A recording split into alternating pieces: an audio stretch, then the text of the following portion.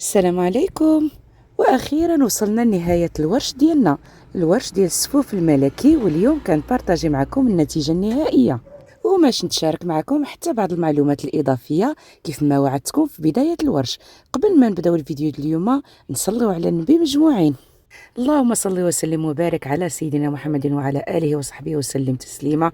كيف ما كتشوفوا معايا هنا عندي السفوف ديالي اللي قدمته على الطريقه ديالنا المغربيه التقليديه، واللي زوقته بالنواء او باللوز مقلي. وهنا باش ناخذ معكم واحد الطريف باش نقيسه قدامكم وباش تشوفوا معايا القوام الى اي مدى كيستجب المتطلبات ديالنا والذوق العام المغربي. وهنا القوام ديالنا كيظهر من تقطيعه ديال السفوف ديالنا. ومع ذلك باش نشوفوه لاحظوا هنا كنحاول نوريه لكم الجانب كيجمع ما بين ديك الليونه وفي نفس الوقت الترميله. وهنا باش نقطعوا طريف تشوفوا معايا القوام. اللهم صل وسلم على سيدنا محمد. هذا القوام اللي كنتمناو نوصلوا له. لاحظوا معايا هنا ناعم تماما وفي نفس الوقت مرمل. وهنا باش نجاوبكم على واحد المساله اللي دائما كتسقسوني عليها. كتسقسوني علاش السفوف كيجي اما كيلصق في لها او لا كيجي حرش بزاف لدرجه كيوغل في الحلق.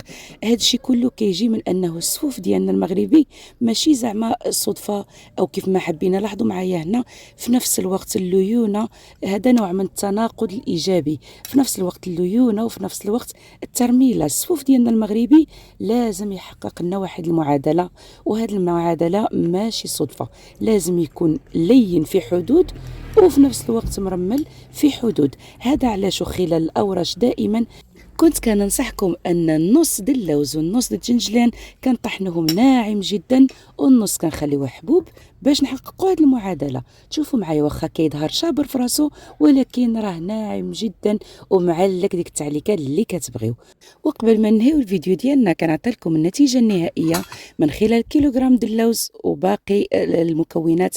حصلت على 5 كيلو و563 غرام، يعني حوالي 5 كيلو ونص ديال السفوف. ما تنساوش تشاركوا معايا السفوف ديالكم والصور ديالكم، ودائما صلوا على الحبيب.